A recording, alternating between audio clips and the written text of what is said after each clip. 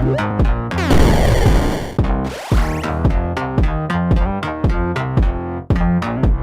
up, guys? I missed you so much. It's been a day since I recorded my last video.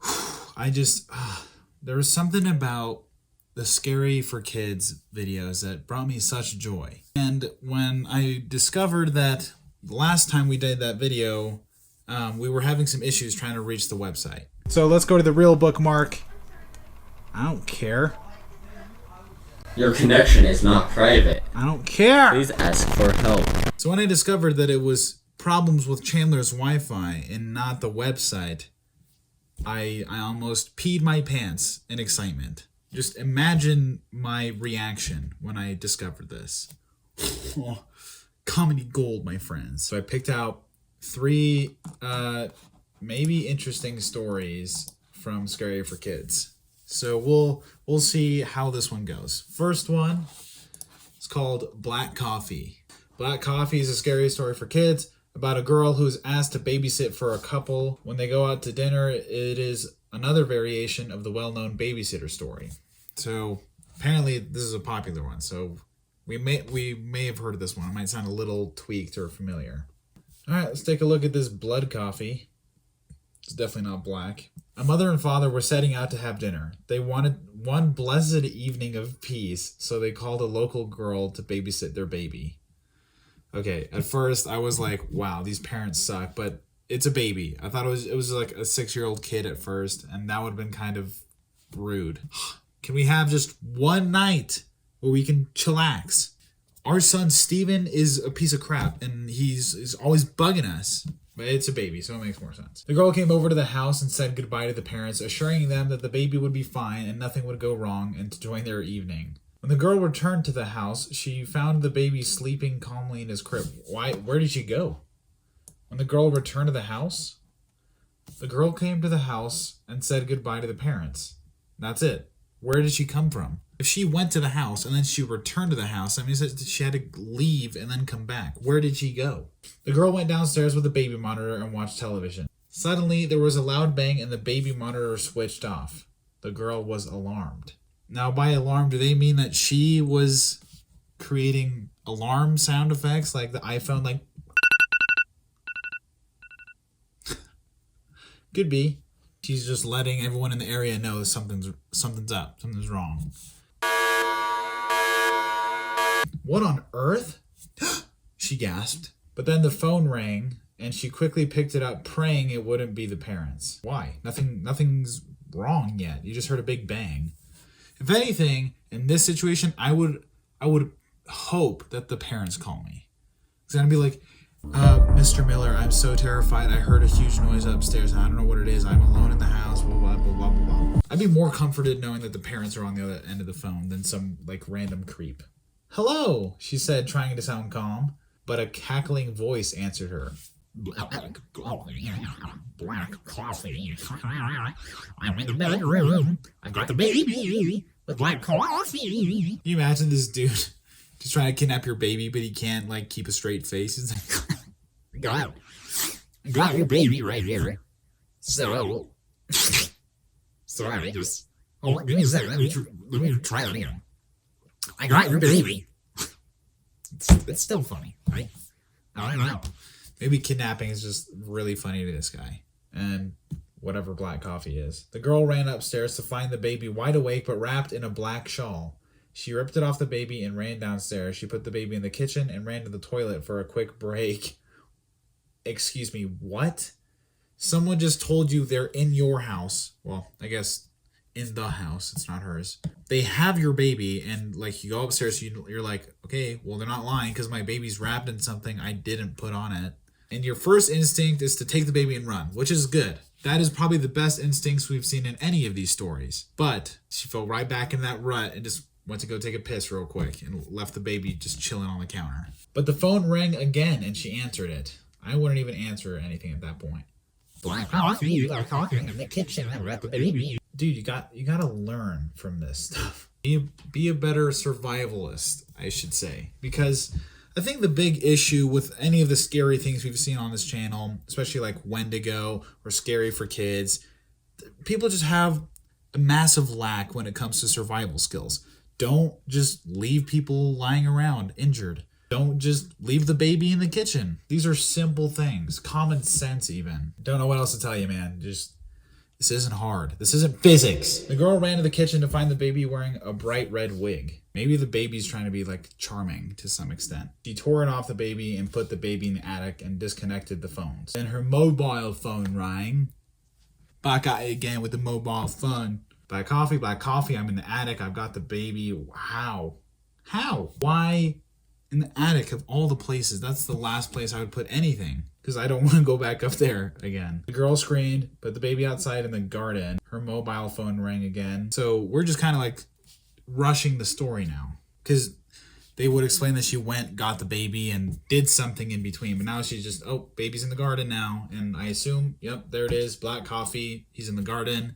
Oh, plot twist, he killed the baby. That's what happens when you just don't call the cops instead. You're just trying to find somewhere to put the baby. Girl ran outside to find a tangled mess of flesh glistening under the street lamps. All of a sudden, she heard a cackling laugh. We go again with that good old Harvard English. She heard cackling laugh. There are some times I really wish I just wasn't making this up. You know what I mean? Like, it's sad that this is the world we live in. This is what we make on a daily basis. Felt a sharp pain in her back and blood started oozing out of it. The baby jumped onto her and started tearing at her throat, making her scream and scream and scream. When the parents arrived home, they saw the baby eating the babysitter, and the dad said, "Oh no, not again."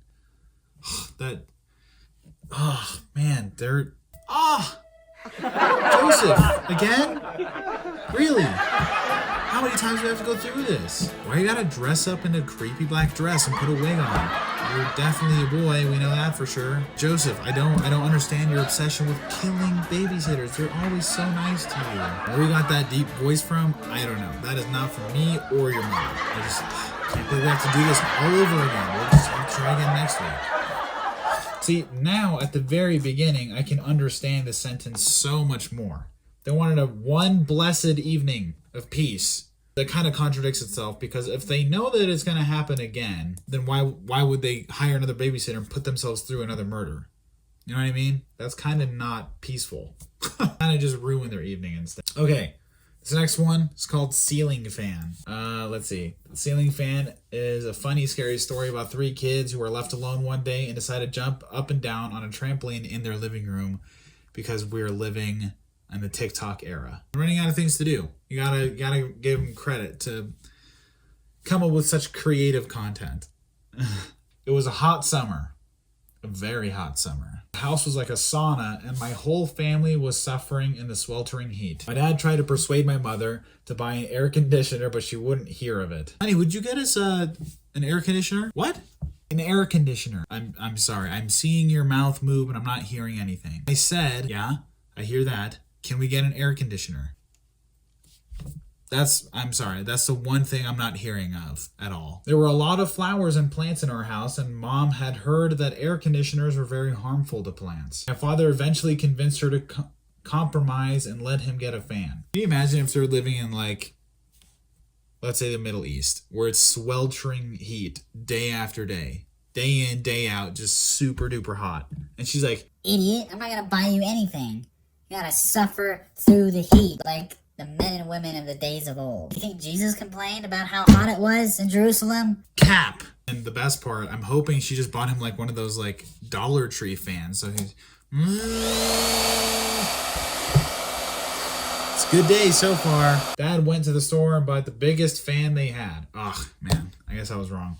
It was a ceiling fan. He brought it home and installed it himself. Now, if any of us was hot, that's incorrect. If any of us were hot, we could go and sit in the room with the ceiling fan and enjoy the cool breeze. Don't sit there and tell me that the mom didn't enjoy it at all. She's sitting in there like, oh, it's so cold in here now. All because of that stupid ceiling fan that I compromised to. That'd be kind of funny if she kind of backed out of it. She's like, this is exactly why I don't want a ceiling fan in my house or an air conditioner or anything of the sort. I like sweating, swampy armpits 24/7. One day, my parents went out, but my older brother and sister decided to fool around a bit. That doesn't sound weird. My sister brought an old trampoline out of the garage, and my brother set it up in the living room. We all began to to jumping on it. Again, could we fix the English, please? Like, whoever is publishing these stories, can you get like an editor, just go through all the stories and fix it? It is driving me insane. We all began to jumping on it. However, after all that jumping, we were too hot and my sister was complaining, so we moved the trampoline into the room with the ceiling fan. Have we ever heard of something so genius? This is exactly what America's Funniest Home Videos is comprised of. People doing stuff like this all the time. After a while, we got bored of just jumping and decided to spice it up, having a competition. Whoever was able to jump the highest won. My brother was very competitive. He always hated losing. He jumped so high that the fan cut off his head. Which we all know so well at this point that anything can happen. Especially the fact that the ceiling fan is a regular one, has no blades on it, like actual metal blades, and this would in no way ever happen. But because it's a Scary for Kids, it's a must. I mean, we all saw it coming. So don't act surprised at all. If you are surprised at the moment that this happened in the story, unfollow my channel. I don't want an idiot like you watching this, because you don't get this kind of humor. I'm kidding. My sister was afraid that she would be blamed for it. I'd be more concerned that, my sibling's dead. What do I do now? My brother's dead, like dead. Completely dead. My sister was afraid that she would get blamed for it. After all, she was the one who took the trampoline out without permission, and she was the reason we moved it into the room with the ceiling fan anyway. So, yeah, I can see the fear. It's like when you hit your brother, and then your mom's like, "Oh, Shy, why'd you do that?" And then I get blamed for it all, and because I did it, and then I get the spanking of my life, and then they tell me, "Oh, you're stinky and ugly, and you have a big nose," and then they take away your computer until you can't edit videos anymore. And don't you just hate when that happens? I hope that one day we can live in a society that doesn't happen to any child, that they don't get their editing computers taken away. But I'm my own man now, 20 years old, living in my in-laws' house, my own man. I won't get this taken away. That's the point. That's the point to take away from this. She got me to help her disassemble the trampoline and put it back in the garage. Then she took some super glue and stuck our brother's head back on his body.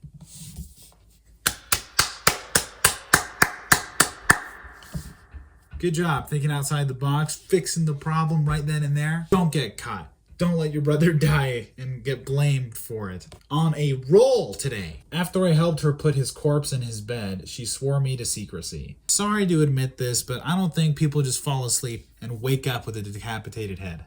Like, I know you can go in your sleep naturally, but this is a little too unnatural to just do anything with. So in the morning, my mother went upstairs to wake my brother, but he didn't respond. She went over to the bed and began violently shaking him, and his head fell off. Mom thought it was her fault, and she never forgave herself. I would know for a fact it was murder. In my mind, I'd be like, there's no way me shaking my son violently even would cause that to happen. Besides, his balls would fall off first, and that would be easy to notice. Yay, last one of the day. Out in the dark. Scary story about a girl named Molly who's spending the night texting her friends and sees something terrifying outside her living room window. Time for bed, Molly's mom called out from the kitchen. Molly groaned and wrinkled her nose in a grimace. Aw, Mom, she pleaded. It's the first day of summer. Can't I stay up? Okay, you stupid little brat. I guess you can stay up just this one night. Just this one. If I catch you one more time, you're going to end up like your brother. I'm going to shake you when you wake up tomorrow, if you don't wake up by 11. Okay, fine, her mom said with a sigh. Are you sleeping out in the living room? Because that's totally normal to do. Anybody else do that? First day of summer, time to not sleep in my bed. Woo! Molly nodded excitedly and went to get her pillow and her blanket. She grabbed her phone and started texting all her friends, her fingers dancing rapidly across the keys. She was so hypnotized by texting that she didn't even hear the tapping sound on the living room window. Dude, that'd be kind of sick. Someone's just playing music on your window. When she was finished texting, Molly put her phone down and looked at the time. She was shocked to discover it was already 2:40 in the morning. This is why mothers got to put their foot down on their neck and decapitate the child. We need to go back to a society where punishing the child with a hammer and nail is appropriate. Because then they can't go anywhere. You're grounded in the floor. It's late, she thought. I better get ready for bed. You think? You think? As she was taking off her clothes, she suddenly had an eerie feeling that someone was watching her. Molly knew it wasn't her mom. Duh. Because she could hear the sound of her mother snoring echoing down the hallway from the bedroom. At last, some logic in the story. We have an explanation. I knew it wasn't my mom because I could hear her snoring upstairs. Well, down the hall, whatever. The ending to this story better make sense. It better have good grammar, and I can't say that. I'm asking too much from this website. Let's just keep going. Molly quickly grabbed a blanket and covered herself. Then she picked up her phone and texted her boyfriend, Chris. I just got really freaked, she typed. Why would happen, he replied. I was taking off my clothes and I just felt like someone was watching me. I would be more afraid for the person watching me get undressed. I don't think it's a pretty sight. And if anyone has seen me get undressed, I'm sorry. And I hope you regain your sight back in a couple of years. I can't blame them, Chris replied. Dude, can't blame them, dude. I like watching you get undressed. Molly laughed out loud. Ha! She was so thrilled by Chris's compliment that she soon forgot about the creepy feeling. And the music started back up. And it all flooded back to her. The next thing that happened gave her quite a shock. She heard something slam against the window. When she peeked through the curtains, all she could see was darkness outside. Then she noticed some things that made her shiver and shake with fear. Her dad was fixing her window. There was a bloody handprint on the glass. How did you not notice that in the first place? She immediately texted her boyfriend. Holy crap, Chris, there's a bloody handprint on my window. Tears were spilling out of her eyes as she waited for his reply. OMFG, do you want me to come over? I love how, semi-calm he is. He sounds like the typical teenager, just like the abbreviation OMG, LMAO, all that crap. And then he's just back to calm. He's like, do you want me to come over, actually? It might be useful for you if I'm there. Unless it's his bloody handprint. I don't know what the problem would be then, though, because he's playing some sick jams for her outside. Chris, we're only 14. How are you going to get here? Drive? I'll bike it, he texted. Don't worry, I'm already on my way, babe. The knowledge that Chris was coming to the rescue made Molly feel safe and secure. Gathered up her courage and peeked out the window again. What she saw there in the darkness completely horrified her. It was Chris, totally naked with one sock on. There was a pale white man with bleeding eyes standing there. How can you see that in the pitch black darkness, dude? There's no way. Especially if it's like 50 yards out. No way. Logic is totally gone now. I knew something was going to mess up the story. He was smiling at her, which you can clearly see. Then his mouth started moving, but she couldn't hear what he was saying. Chris hugged her close and tried to comfort her. When did he get here? Popped up. Hey, what's up? I rode my bike over here in literally 30 seconds. And in that case, why was she even worried if he could drive or not? He could literally just run down there and it'd be just as fast. Chris hugged her. They both watched as the man approached the window with his eyes dripping with blood. Interesting enough. The man got so close to the window they could hear what he was saying. Dark outside. He kept repeating. Won't you let me in? Followed by wicked laughter. That'd actually be kind of funny. Didn't like that. I heard a big creak right above me. Maybe I should stop recording because this is scaring the crap out of me, actually. Okay. We'll review the footage, and if there's a creepy apparition behind me, I'm never filming one of these again. Okay. What was I saying? Oh, yeah. The dude's just repeating that over and over again. It's dark outside, it's dark outside, it's dark outside. This would be kind of funny. Especially if he sounded like Elmo or something. He squeezed Molly tight. He was squeezing her so tight she couldn't breathe.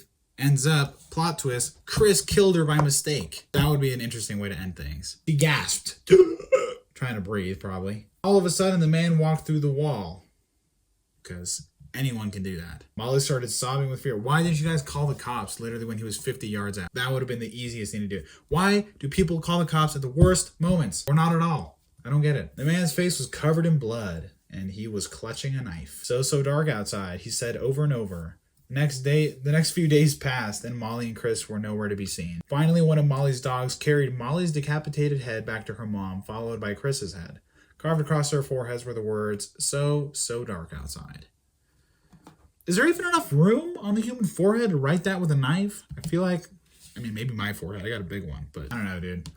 Okay, I kind of hate filming this now because all that creepy crap's going on. Anyway, that's it for this video, guys. I hope it was a good trequel to the series so far. See you guys in the next video on MMXX.